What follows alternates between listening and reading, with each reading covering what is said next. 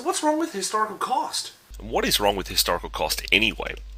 I want to look at a couple of problems. To start off with, I want to look about other systems of measurement, including historical cost, and then I want to think about, well, how does historical cost actually work? And indeed, you're watching the video because there are problems with historical cost, but I mean, there's lots of people that like it too. One of the major things that people say is that it's very objective, but I'm going to show you how that we can use historical cost rules in order to manipulate the outcomes that we actually want. And finally, I might have a quick wrap up. Let's kick off and have a look at an introduction to measurement. There are in fact several competing systems of accounting. So you can either count in today's prices or old prices, and hence historical cost is, well, historical. They're old prices, basically what you paid for any asset at the time. But if you want to convert that into today's prices, all you simply need to do is multiply the old values by the CPI, and that will basically account for inflation. There are other two very clever mechanisms, and they are based on the prices to buy the asset again or the price to sell the asset, otherwise known as CCA and COCOA. CCA stands for Current Cost Accounting, and COCOA is Continuous Contemporary Accounting. But I think I'll have a look at those in maybe another video. So we've had a look at measurement. Let's have a quick look at how historical costs actually work. Like, what are the mechanics behind it? And it's quite simple. You just write down whatever you paid for it, and if there's anything that's a revaluation, well, it's really a deviation from historical cost. Historical cost has this basic idea of the realization principle, which means that we don't actually have a profit or loss recognized when we hold the asset, but actually when we sell the asset is when we crystallize those gains and losses and they become something on the P&L. But until that time, they're nothing.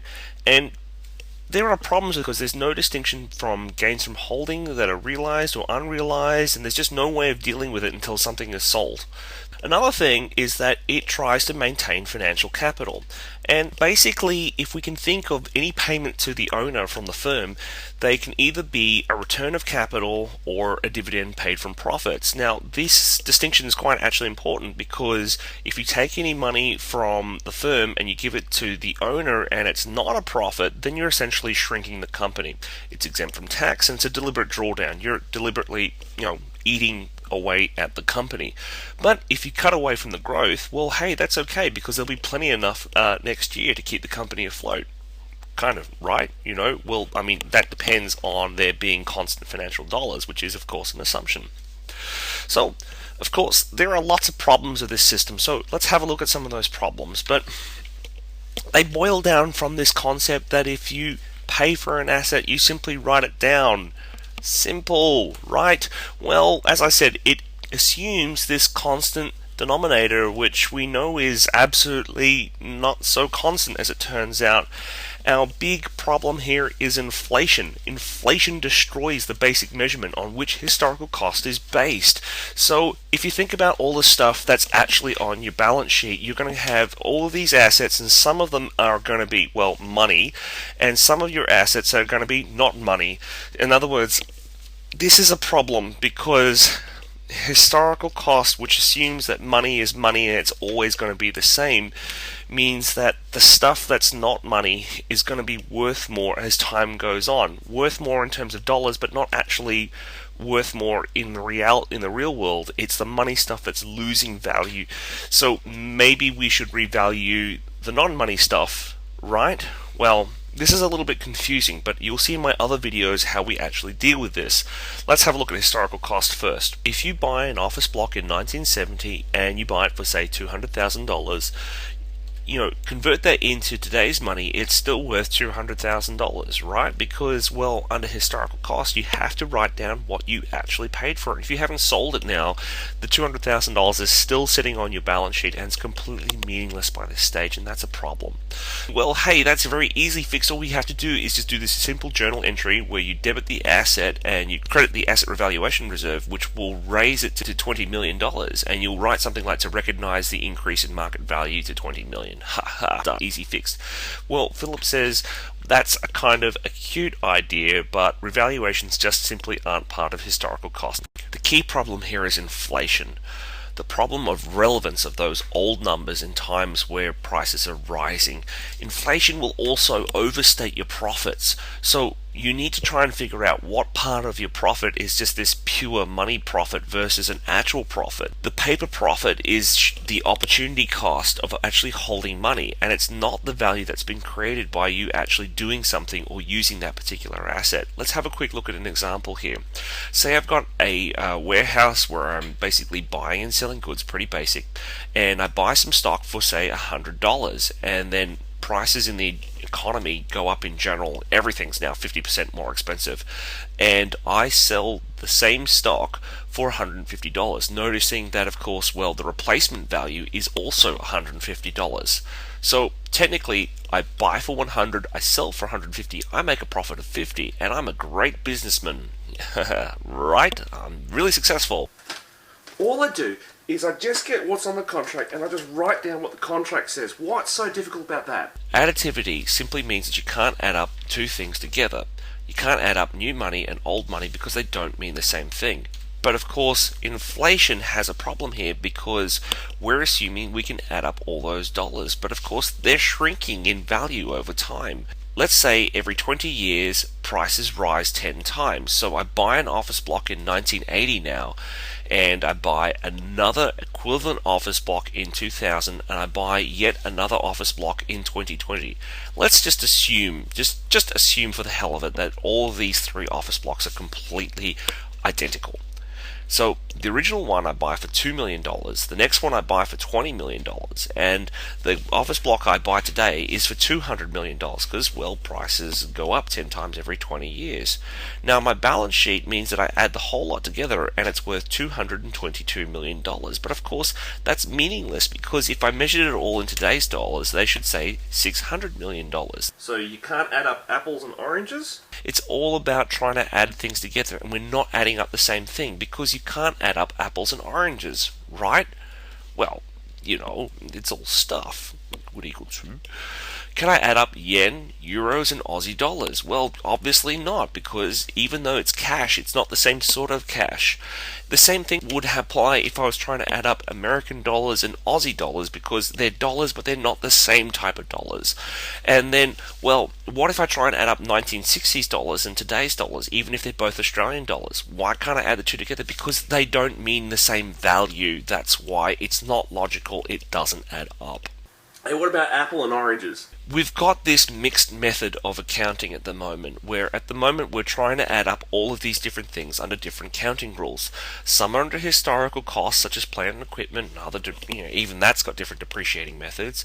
Then we add up stuff that's in historical cost or the lower of net realizable value, such as inventory. Some stuff's at fair value, meaning really the cost to sell something, such as biological assets at their harvest value. Some things are measured at their manufacturing costs, such as WIP. Some things are periodically revalued, such as land and buildings, but we do that every 3 or 5 years enough, and so there's a real question as to whether that's frequently enough. And then we also add stuff up at fair value, which is mark to market, and sometimes if we don't have an active market, we have to guess. Now the crazy thing is that even though we use lots of different mechanisms, we add all of these dollars together and say that they mean the same thing. Can these things really logically be added together? I'm a little bit confused. I don't think so. Another problem is matching. So you can't really match off old money and new money because, as I said before, they don't mean the same thing. And if you do try and do this, you're going to overstate profit of your older assets. It'll distort your ROI, and you won't be able to get any decent comparisons. Suppose that we have those three office blocks. They're completely identical, as I said before. We buy the first one for $2 million, we buy the second one for $20 million, and we buy the next one for $200 million. Assuming that we have a 40-year write-off, then you have depreciation of $50,000, $500,000, and $5 million respectively based on those historical cost prices. Now, if I try and render out those office blocks, I can only get, well, what they're worth, and if they're all identical, I'm going to get identical rent. In other words, let's say $4 million a year. With the first one, I'm going to score a profit of $3.95 million. The second one's going to give me $3.5 million, but the final one will give me a loss of $1 million. But hang a second, these are all identical office blocks. Is there really more profit in older assets, or really, in fact, are they the same? You can see here there isn't more profit in old buildings. It's just because the $1960 are being matched against today's rent, which is denominated in today's dollars. They're not actually matching the same thing. It's not a fair comparison, and this matters a lot for older companies when you're trying to compare something like Qantas versus Virgin Australia, where one will have a much younger fleet and the other one will have a much older fleet, but the ROI is going to be all screwed up. You're also going to have a problem with capital maintenance. If your profit is going to be overstated, you also risk distributing some of your capital via dividends because, of course, the profit was too high. This means that you're actually not going to have enough to cover your running costs next year. Now, remember, historical cost is trying to maintain the financial capital, but what about the physical size of the business? Let's go back through that same example with the warehouse. Again, I buy in stock and I'm going to spend $100. So let's say I'm buying in 50 units at $2 each. Now, as I said before, everything in the economy goes up by 50%, which means that the replacement cost of that same stock, of the same 50 units, is now $3. But of course, I'm going to sell them also at $3, and nominally on my P&L, I make a profit of $50. Because I've got $50 of profit, I can now distribute that as a dividend to my shareholders. But if I have to go back and try and buy the stock again, because I've maintained the financial capital of $100, I can only buy 33 units at $3 each. So actually, I've got a smaller firm now because I've shrunk the firm, because I can't have enough to buy back the same thing again next year. I don't have enough capital to maintain my operations. There's also a tax penalty. Now, as I've said before, inflation will end up with higher profits. Now, if you have higher profits, particularly if they're artificial profits just pure because of inflation, that means you're going to end up with higher taxes. And this is going to imply that you're going to get higher taxes both to the individuals and to the company. Now, for individuals, you're going to suffer bracket creep if the government doesn't actually keep rising those brackets in line with inflation, and frequently they don't. But on the company side also, because you're going to have higher dividends, you're going to be paying out too much dividends and draining the company, and you're also going to be paying higher taxes at the corporate level as well. You end up with this double whammy on capital maintenance, and you also end up with a double whammy on tax. The government wins all round. Not only do they get higher income tax, but usually there's a lot of inflation because the government is simply printing too much money, and the government will keep the seigniorage difference. There is also a question of relevance and timely information. Old values are intrinsically, old, and the older the information is, the less useful it is. So there's this whole idea of old values are bad values. Sunk costs and are essentially past history. Why would we care about what we paid in the past? It doesn't help our current decision making. So the more current the information is, the more relevant it's going to be. And therefore, why measure anything in old values? Why not measure the whole lot in current market values? That would be a lot better. Let's now have a look at the defenses of historical costs. A lot of people still like historical costs. There must be a good reason why. Most people will tell you that it is actually relevant in their economic decision making. So the future decisions are really based on past performance. So we need to know the old values and what you did with it. There's this whole satisfaction that goes with it as well, because managers can point to what they have done and actually achieved. Here's what I started with. Look, I now have more money. So there's also an element of fiat as well, because the tax and the standards say that you have to do this. And if you have a look at the Federal Commissioner of Taxation versus Meyer, the court was quite scathing in the taxpayer's use of NPV values or anything other than historical cost. Basically, we have to do historical costs, and people say, well, look, this is really the only relevant way of doing so. Historical cost is also based on actual transactions and not possible transactions, which is, quite frankly, sensible. Accountants are not marketers, they're not prophets, and they're not crystal ball fortune tellers. So why look at what the market price could have been when you could have just simply looked at what you actually did do? So there's this whole question for other alternative methods of accounting where we go down this indulgent might have been, should have been, could have been, would have been accounting. Why not what you actually look at what you did? Historical cost model has also been found to, quite frankly, be useful in the past. And there's this whole argument about if it ain't broke, then don't fix it. It seems to have worked for managers for hundreds of years. Why do we have to fix it all of a sudden? Because inflation is not that new. And quite frankly, if it was useless, then people wouldn't use it. And possibly there's some sort of circular logic here because, well, what happens if people don't know about an alternative? They can't use it, and so they'll find whatever they have to be useful. We need to think about that one. Also, investors seem to, quite frankly, like it very, very much. There's this whole idea about decision usefulness, and if we publish data on historical costs and it still changes users' decisions, then they must have found it useful. Again, possibly suffering from circular logic. Quite frankly, a very, very beautiful part of historical costs, and that is it's damn simple. Damn simple. All you do is you have a look at profit as being the excess of what you started with. Look, I now have more. Everyone gets it straight away. And historical cost is, well, pretty objective. It's certainly less subject to manipulation, and therefore it would help you prevent manipulation of the counting numbers through some sort of game playing. You have to write down what you did and not what you want it to be. You have an objective measure of what you spent. It's called the contract. And measurement is the measurement is objectively determinable because you always have that contract to refer to. There's not any interpretation as to what it should have been or any management manipulation. You just look at the contract. It's easy to count, it's easy to audit, it's easy to understand, and therefore it's much harder to lie or manipulate. But I understand that there's transactions that are not at arm's length. My favorite is to simply invent management fees, but quite frankly, provided that there is arm's length transactions, then historical cost is, well, quite frankly, very, very objective. At least so the argument goes. I'm also quite frankly worried that depreciation is not as objective as we think it is, because quite frankly it's a guess. How can something be objective if you're guessing about the future life of it? You can't know that, so only the cost can be objectively measured. But historical cost implies depreciation in order to get some sort of matching value out, and that's not really objective.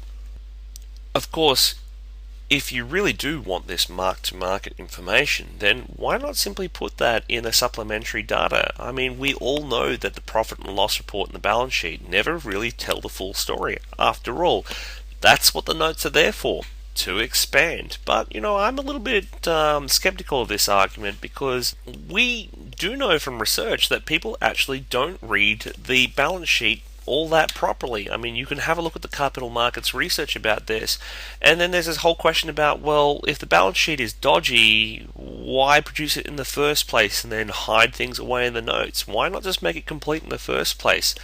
I'm not really convinced by this argument, quite frankly. People also say, well, there's insufficient evidence to actually justify the rejection of historical costs. I mean, we did actually try alternatives in the 70s and early 80s, and quite frankly, we're not quite sure if they actually got any better results. And then, after all these arguments, we still seem to have this basic assumption of historical cost as our, the framework for bookkeeping, as it were. Historical cost also avoids unnecessary volatility. I mean, it's pretty straightforward. Unlike fair value, in other words, mark to market, which is, quite frankly, quite volatile, because intuitively, if you're marking to the market and the markets are volatile, they go up, they go down, well, historical cost doesn't track the market. So historical cost is then necessarily going to avoid all of that irrelevant volatility. And it's particularly irrelevant if you're holding something to maturity. For the life of the asset, do you really care whether it went up or down in the interim? Probably not.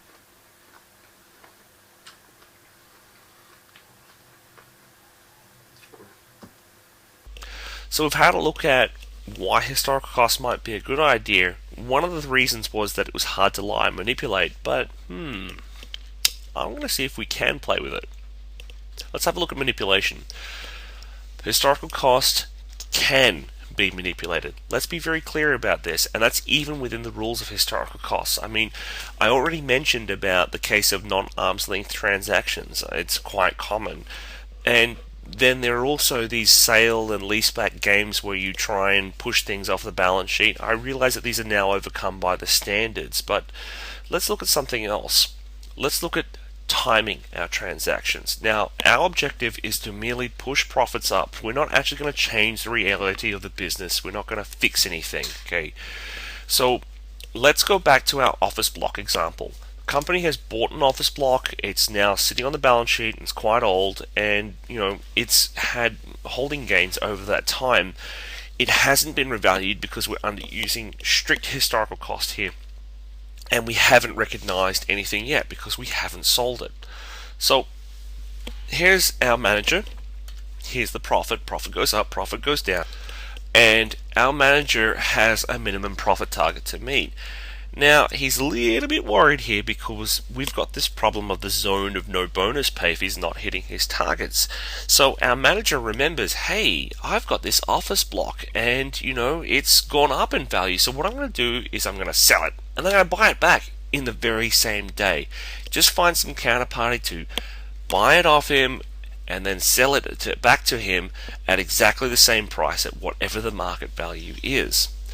Why would he bother doing this? Well, for starters, he could pay that counterparty like a small fee for it, and that would put it objectively to the market value, but importantly, it would crystallize that capital gains and push it all the way up. That, of course, makes our manager very, very happy. During that period of low profit, the manager sells the building and immediately buys it back. There's no change in the ownership effectively apart from maybe a day. All they're simply doing is realizing the gains now. It crystallizes the capital gains, it pushes the profits back up, and it means that the manager has effectively really cost the company twice when he should not have done so. He's cost the company because the crystallized CGT will now capital gain will now create a CGT liability, and he's effectively given himself a bonus when he shouldn't have done that in the first place. The shareholders could be fooled because they see profits, but in reality they're actually paying more tax. They're paying the manager an undeserved bonus, and there's unnecessary transactions. Basically, what we've done is we've changed nothing in the business, but we've used the rules of historical cost to wash those profits into today. So you're telling me that I can't just get the contract and write down what's written on the piece of paper? So, we've seen how we can manipulate, and just to quickly wrap this all up, historical cost is a system that is based on what you pay. It maintains the financial capital, but not the physical capital, and it tries to be objective by making sure that there's always a contract to refer back to. Big problem here is, of course, inflation, because we cannot add up old money with new money. In the next videos, I'm going to have a look at a couple of alternatives to historical costs, such as current purchasing power accounting, entry price accounting, and exit price accounting. No! I probably should peel it first. Happy study, guys. For more study stuff and interesting information, have a read of my blog at tetracarbon.com or tweet me at tetracarbon. Oh, sour.